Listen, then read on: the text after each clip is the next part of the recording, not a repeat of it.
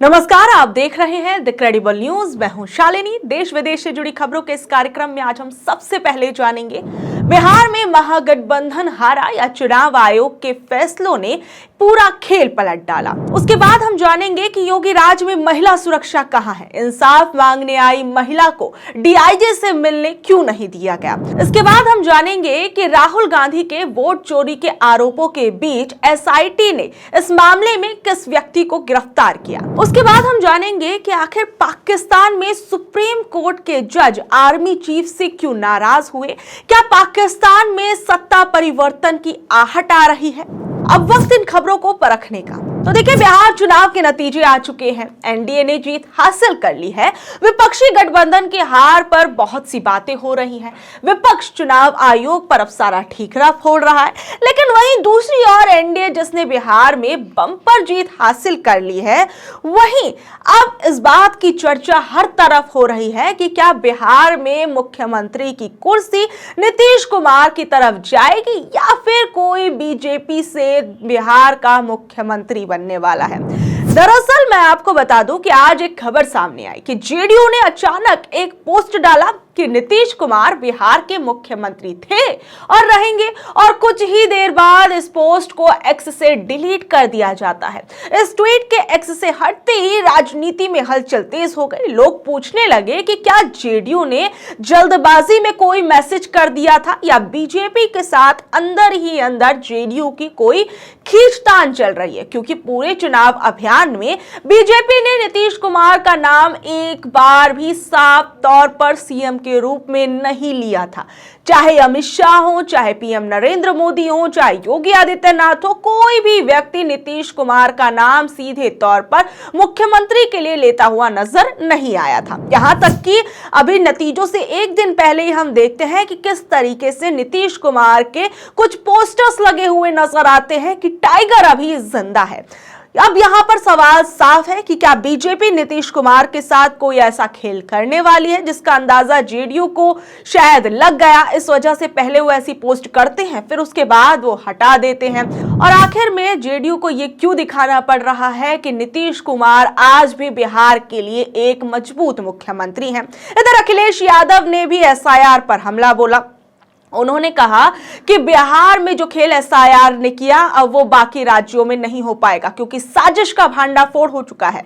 यानी अखिलेश साफ कह रहे हैं कि बिहार का चुनाव सिर्फ चुनाव नहीं था, एक डिजाइन था। इधर अशोक गहलोत का बयान भी सामने आया। उन्होंने कहा कि बिहार में महिलाओं को 10-10 हजार रुपए देते हुए देखा गया। बेहद गंभीर आरोप अशोक गहलोत ने लगाया है, और इसके साथ साथ उन्होंने चुनाव आयोग को भी घेरा। उन्होंने क्या कुछ कहा, जरा सुनिए।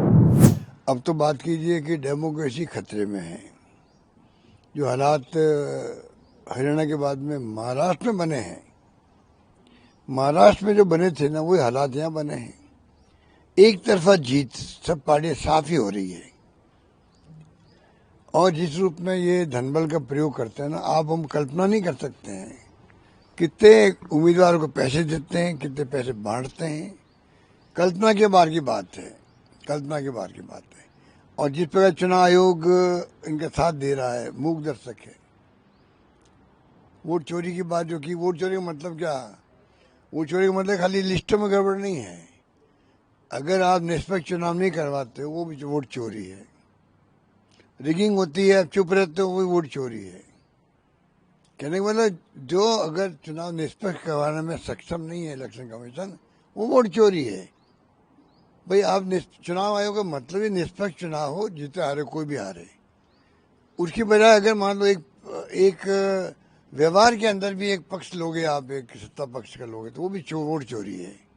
तो मेरी दृष्टि में वोट चोरी का मतलब, आप बेईमानी से चुनाव जितवा रहे हो किसी एक पार्टी को। नंबर एक, जो धनबल का प्रयोग लोग कर रहे हैं, धनबल का, वो तो कमाल के कर रहे हैं। तो डेमोक्रेसी कैसे रहेगी? चुनाव आयोग के रवैया ये सुप्रीम कोर्ट में एसआईआर चल रही है। आप सुप्रीम कोर्ट की बात नहीं मानोगे, आपने एसआईआर शुरू कर दी कई राज्यों में। वहीं इस बीच संजय सिंह का भी बयान सामने आया, जिसमें उन्होंने कहा कि चुनाव लड़ने की औपचारिकता सबने पूरी की थी, लेकिन जीत का सर्टिफिकेट तो पहले ही दे दिया गया था। संजय सिंह क्या कुछ कह रहे हैं बिहार चुनाव के नतीजों पर, जरा सुनिए। देखिए, मैं आज से कोई नहीं, मेरे दो बयान हैं, कहिए तो मैं आपको दिखा दूं। 3 महीने पहले और 10 अक्टूबर को फिर दोबारा मैंने इस बात को कहा था कि ये चुनाव हाईजैक हो चुका है, अब इस चुनाव का कोई मतलब नहीं है। और बिहार में जीत का प्रमाण पत्र एनडीए को पहले ही अज्ञानेश कुमार जी ने मोदी जी को दे दिया है। ये मेरा पहले का बयान है, 3 महीने पहले बोला था। 80 लाख वोट जिस राज्य में काट दिए जाएंगे, जिस राज्य में 5 लाख वोट डुप्लीकेट बनेंगे, जिसमें 1 लाख वोट अता पता नहीं किसका है, उस राज्य के चुनाव परिणाम क्या होंगे? आप सहजता से इस बात को समझ सकते हैं।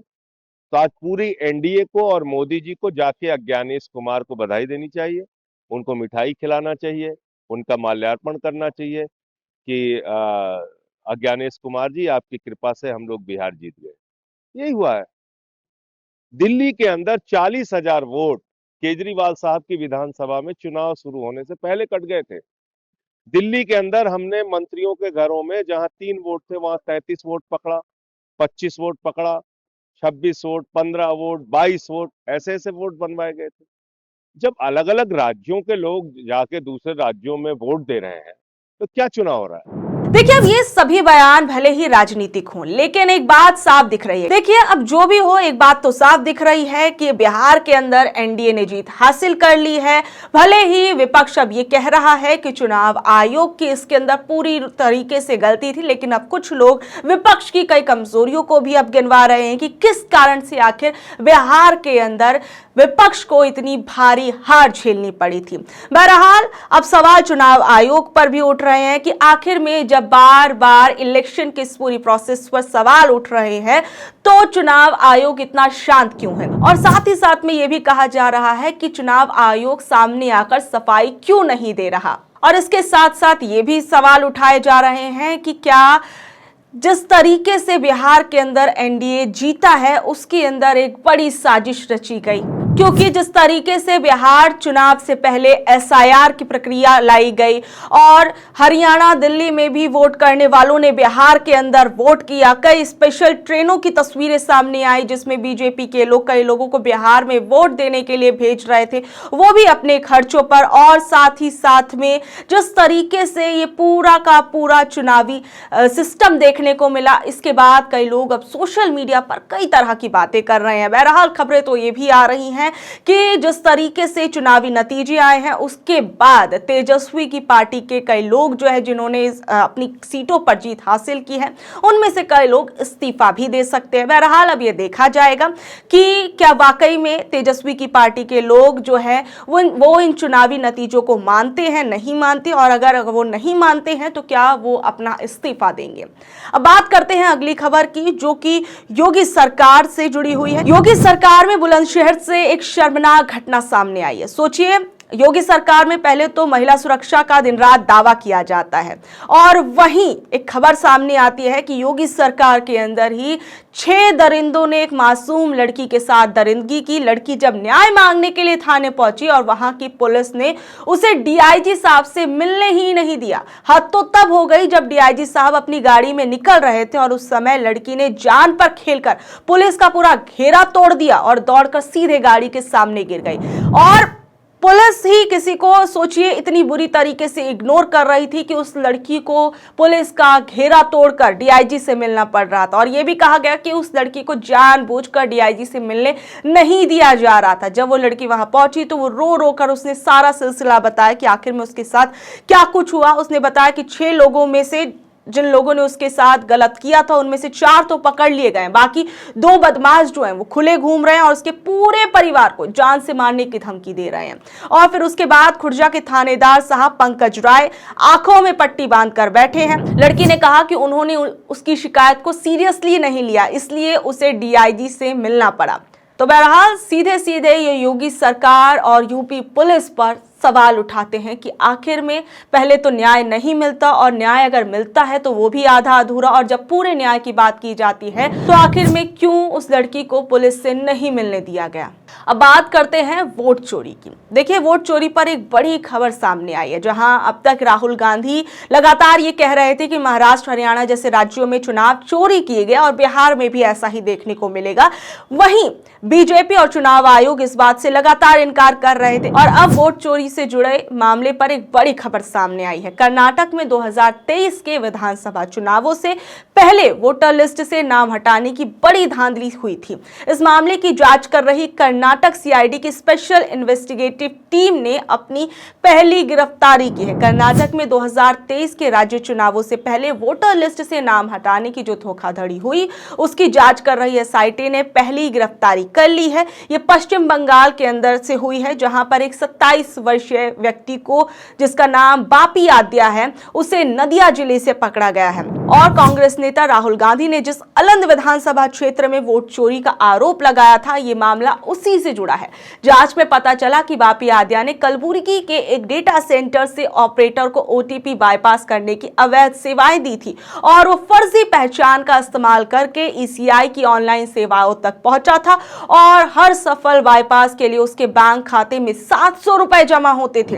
एसआईटी ने बताया कि 75 फोन नंबरों का गलत इस्तेमाल करके अलंद के करीब 6000 मतदाताओं के नाम हटाने के लिए आवेदन किए गए थे, जिसमें 3000 से ज्यादा फर्जी नंबर थे। हैरानी की बात तो यह है कि जिन लोगों के फोन नंबर इस्तेमाल हुए, उन्हें इस धोखाधड़ी की खबर तक नहीं मिली। बापी आद्या को 12 दिनों की पुलिस हिरासत में लेकर एसआईटी अब ये जानने की कोशिश कर रही है कि वो इतने बड़े पैमाने पर चुनाव आयोग के सिस्टम को कैसे चकमा दे रहा था। अब बात करते हैं पाकिस्तान की। पाकिस्तान में लोकतंत्र की नींव फिर हिल गई है। संसद ने वो कानून पास कर दिया जिसने आर्मी चीफ आसिम मुनीर को बना दिया सर्वशक्तिशाली जनरल। 27वें संवैधानिक संशोधन के बाद अब हर सत्ता की चाबी सेना के हाथ में दे दी गई।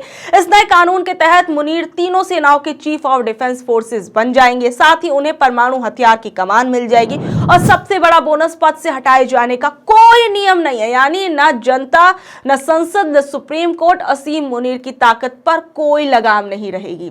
और सीनेट पहले ही इस बिल को मंजूरी दे चुकी थी और अब नेशनल असेंबली ने भी 234 वोटों में से मोहर लगा दी। बस राष्ट्रपति आसिफ अली जरदारी के साइन बाकी हैं, फिर यह कानून बन जाएगा। इधर जेल में बंद पूर्व प्रधानमंत्री इमरान खान के समर्थक आग बबूला है। उनकी पार्टी पीटीआई ने इसे लोकतंत्र का गला घोटने वाला बता दिया और पार्टी की संसदीय समिति ने पूरे देश में प्रदर्शन का ऐलान कर दिया। उनका कहना है कि जब संसद, सुप्रीम कोर्ट और जनता सब कमजोर कर दिए जाएंगे तो सत्ता सिर्फ एक शख्स के हाथ में रह जाएगी। वहीं विपक्षी गठबंधन टीटीएपी की तरफ से भी सरकार पर जबरदस्त हमला बोला गया। बैठक की अध्यक्षता महमूद खान अचकई ने की, जहां पीटीआई चेयरमैन गौहर अली खान और पूर्व स्पीकर असद कैसर समेत कई बड़े नेता मौजूद थे। सभी का एक ही बात कहना था कि मौजूदा सरकार देश चलाने में नाकाम है। पाकिस्तान आर्थिक बर्बादी, राजनीतिक अस्थिरता और कानून व्यवस्था की संकट में डूब चुका है। वहीं दूसरी ओर सरकारी खेमे का तर्क है कि ये कदम राष्ट्रीय सुरक्षा और स्थिरता के लिए, लेकिन विपक्ष पूछ रहा है, जब संसद की ताकत छीनी जा रही है, सुप्रीम कोर्ट की भूमिका जो है वो घटाई जा रही है और असहमति जताने वालों पर कार्रवाई हो रही है, तो लोकतंत्र बचा कहां है? और सबसे बड़ी बात, इस खबर के बाद देखा गया कि पाकिस्तान के अंदर सुप्रीम कोर्ट के जज जो हैं इस फैसले पर नाराजगी जता रहे हैं और सीधे तौर पर आर्मी चीफ का विरोध जो है हर तरफ देखने को मिल रहा है। और इस खबर पर कुछ इस्तीफों की बात जो है वो भी सामने आई है। बहरहाल आप लोग इस खबर के बारे में क्या कुछ कहेंगे, और अगर आपको आज की खबरें अच्छी लगी, जानकारी भरी लगी, तो इसे अपने दोस्तों, रिश्तेदारों से शेयर कर ले। कल तक के लिए नमस्कार, शब्बा खैर, गुड नाइट।